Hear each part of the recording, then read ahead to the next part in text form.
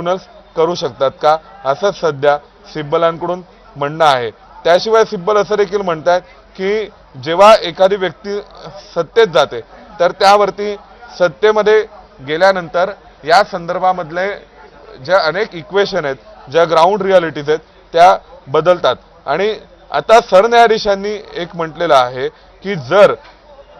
न्याय व्यवस्था हे एकमेव फोरम आहे तर असं आम्ही म्हणत नाही, परंतु स्पीकर जर कोणत्याही स्वरूपाचा विधानसभा अध्यक्षांचा निकाल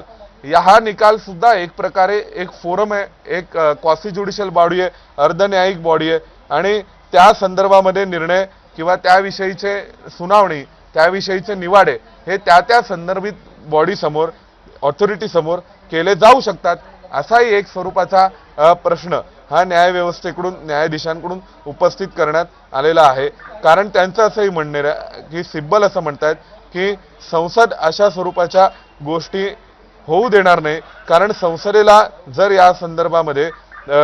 याविषयी काही निर्णय घ्यायचा असेल तर त्या संदर्भातल्या लोकशाही तत्वांचा अर्थ काय होतो, त्यानंतर कायद्यामध्ये त्यानुसार काय काय तरतूद असली पाहिजे, पक्ष संघटनेतल्या संविधानामध्ये लोकशाही तत्व म्हणजे कशा प्रकारची प्रोसिजर किंवा काय असलं पाहिजे याबाबतचे निर्णय हे संसदेकडून होऊ शकतात असंही ते म्हणतायत। त्या संदर्भामध्ये आता पुन्हा एकदा त्यांचं म्हणणं आहे की जर तुम्ही विचार केला तर गेल्या 20, 30, 40 वर्षामध्ये जर ज्या पद्धतीने आज या निवडणूक आयोगाने काम केलेलं आहे किंवा विधानसभा अध्यक्षांनी लोकसभा अध्यक्षांनी जे निर्णय केलेले आहेत त्या संदर्भामध्ये जर विचार करायचा असेल तर या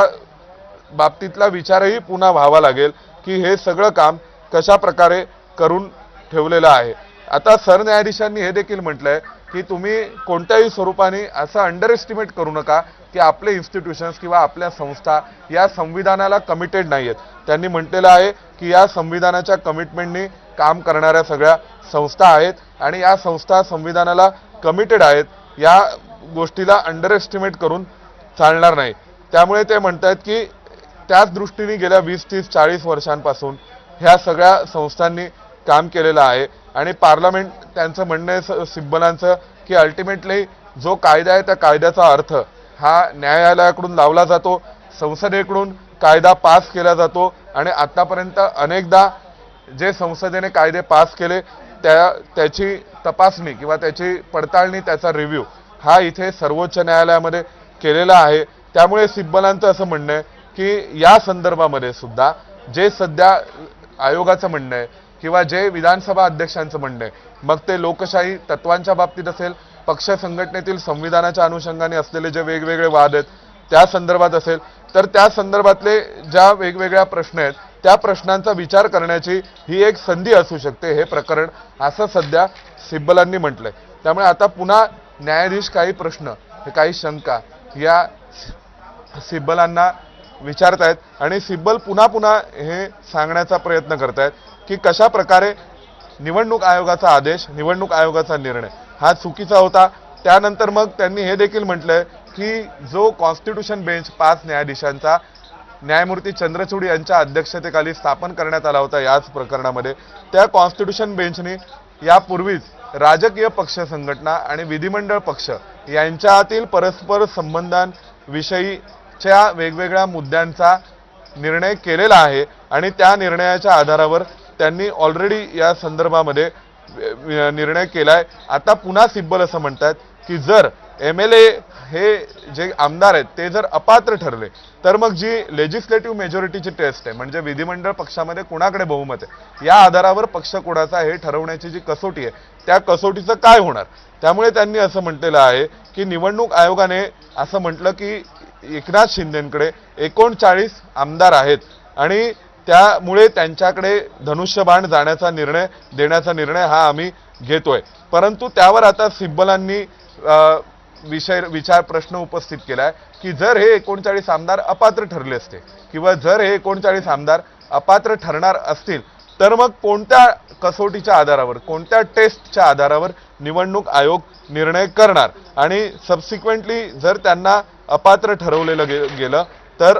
त्या संदर्भातले निर्णय हे कशाच्या आधारावरती केले जाणार, पुढची टेस्ट कुठली असणार? कारण ट्रिपल टेस्ट जी वारंवार सांगितली जाते, पक्षाच्या ध्येय आणि एकूण उद्दिष्टांसंदर्भातली टेस्ट, त्यानंतर पक्ष संविधानानुसार पक्षाची संघटना कुणाकडे आहे हे ठरवण्याची टेस्ट, आणि त्यानंतर तिसरी मेजॉरिटी टेस्ट जी आहे ती लेजिस्लेशन आणि पार्टी संघटनेतल्या मेजॉरिटी संदर्भातली. तर त्यावर आता सिब्बल म्हणतात की 39 आमदार एकनाथ शिंदेंसोबत होते असं निवडणूक आयोगाने म्हटलं, आणि या 39 आमदारांच्या आधारावर निर्णय झाला एकनाथ शिंदेंना धनुष्यबाण देण्याचा. पण जर हे 39 आमदार अपात्र ठरले असते तर मग कोणत्या टेस्टच्या आधारावर निवडणूक आयोगाने निर्णय घेतला असता? त्यामुळे सिब्बलांचं म्हणणं आहे की याच आधारावर हा पूर्ण अकॅडमिक बेस तयार होतो या विषयावर विचार करण्यासाठी की निवडणूक आयोग कशा प्रकारे निर्णय करणारे वेगवेगळ्या पक्षांच्या संदर्भामधला, आणि कोणत्याही पक्षामध्ये वाद निर्माण झाल्यानंतर कशाच्या आधारावर हा निर्णय झाला पाहिजे की पक्ष संघटना कुणाकडे आहे. आपल्याला सर्वांना आठवते की 1971 साली ज्या सादिक अली खटल्याचा उल्लेख वारंवार केला जातोय आणि ज्या प्रकरणामध्ये इंदिरा गांधी विरुद्ध निजलिंगप्पा आणि जी काँग्रेस ओरिजिनल होती या प्रकरणामध्ये जो मूळ वाद होता की पक्ष संघटना किंवा पक्षाच्या संविधानानुसार पक्षावर मालकी हक्क कुणाचा असेल, तर या वादाच्या अनुषंगाने वेगवेगळी सध्या चर्चा ही सध्या सुरू आहे, आणि त्या चर्चेच्या आधारावर सध्या सिब्बल हे सांगण्याचा प्रयत्न करतायत की 1971 साली त्यावेळी आमदार अपात्रते संदर्भातला कायदा अस्तित्वात नव्हता. अनुसूचित 10वी ही नंतर राजीव गांधींच्या काळात घटना दुरुस्ती करून पक्षांतर बंदी कायदा आला, आणि या पक्षांतर बंदी कायद्याला भारतीय संविधानामध्ये एक 10वी अनुसूची जोडून पक्षांतर कसं झालं तर ते ग्राह्य ठरेल, कोणत्या आधारावर झालेलं पक्षांतर चुकीचं ठरेल, आणि पक्षांतराच्या विरोधात किंवा पक्ष भूमिकेच्या विरोधात निर्णय घेणाऱ्या आमदार खासदारांच्या बाबतीत कशा प्रकारे कारवाई केली जाईल याविषयीची सगळी प्रक्रिया आणि याविषयीचा कायदा हाच खूप उशिरा भारत देश स्वतंत्र झाल्यानंतर अस्तित्वात आलेला आहे. तो साधारणतः 1985 ते 1989च्या दरम्यान हा अस्तित्वात आलेला आहे, जेव्हा राजीव गांधी देशाचे पंतप्रधान होते. त्यामुळे या सगळ्या बाबतीत आता एक मूलभूत प्रश्न सिब्बल उपस्थित करू इच्छितात. त्यांचं म्हणणं आहे की जो अकॅडमिक बेसिस आहे या विषयावरती विचार करण्यासाठी तो यामुळेच तयार होतो की ट्रिपल टेस्ट म्हणजे या 3 कसोट्यांच्या आधारेच निर्णय व्हायचा आहे का पक्ष संघटनेच्या बाबतीतला, पक्ष संघटनेचं संविधान लोकशाही तत्वांना धरून आहे की नाही याविषयी कोणताही कायदा अस्तित्वात नाहीये किंवा कायद्यामध्ये स्पष्टता नाहीये. निवडणूक आयोगाने त्यांचं इंटरप्रिटेशन करून याविषयीच्या काही डायरेक्शन्स दिलेल्या आहेत आणि निवडणूक आयोग त्या आधारावर काही निवाडे करते ठरवते असंही त्यांनी म्हटलेलं आहे. त्यानंतर मग त्यांनी हे देखील म्हटलंय सिब्बलांनी की निवडणूक आयोग याबाबतचा विचार करू शकतं का, जर आमदारांच्या संख्येवर खासदारांच्या संख्येवर पक्ष संघटना कुणाच्या आहेत याविषयीचा निर्णय होणार असेल तर तसे जे पक्ष संघटनेतले आमदार खासदार आहेत ते जर एखाद्या केसमध्ये एखाद्या प्रकरणात उदाहरणार्थ अपात्र ठरले तर भविष्यात काय होणार, असाही एक प्रश्न सिब्बलांनी इथे उपस्थित केलेला आहे. त्यामुळे सिब्बल आता पुन्हा सुभाष देसाईंनी जी मूळ याचिका दाखल केलेली होती या प्रकरणातली त्या याचिकेमध्ये जो निकाल आला होता त्या निकालाच्या वेगवेगळ्या परिच्छेदांकडे सर्वोच्च न्यायालयाचं लक्ष वेधण्याचा प्रयत्न करतायत. त्यांनी असंही म्हटलेलं आहे की जर कमिशन म्हणजेच आयोगाकडे वेगवेगळ्या स्वरूपाची माहिती अपडेट केली जाते पक्षांकडून आणि ही पक्षांकडून अपडेट केली जात असताना जे रेकॉर्ड्स आहेत किंवा जे कम्युनिकेशन्स आहेत त्या संदर्भामध्ये कोणत्याही स्वरूपाचे माहिती ही संबंधित निवडणूक आयोगाकडून जो कॉन्टॅक्ट पर्सन किंवा जो ॲड्रेस दिलेला असतो निवडणूक आयोगाकडे संबंधित पक्ष संघटनेकडून त्यांच्याशी चर्चा करून त्याविषयी निर्णय केला जाऊ शकतो. त्यामुळे त्या संदर्भामध्ये या बाबतीत कोर्टाने असं म्हटलेले जे सध्या सिब्बल म्हणतात की कमिशनने कोणत्या बाबतीत चूक केलेली आहे किंवा कमिशनला कोणत्या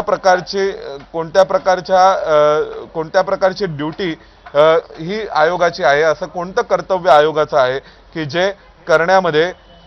आयोग कमी पडलाय हे याचिकाकर्त्यांनी म्हणजेच एकनाथ शिंदेंनी सांगितलेलं नाही असं सिब्बलांचं म्हणणं आहे. त्याशिवाय ते हे देखील म्हणतात की कमिशनला म्हणजे आयोगाला कोणत्याही स्वरूपाचं कार्य अधिकार क्षेत्र या प्रकरणावर नव्हतं. हा सगळ्यात पहिला मुद्दा हा मला पुन्हा एकदा मांडायचा आहे असं सिब्बलांनी सर्वोच्च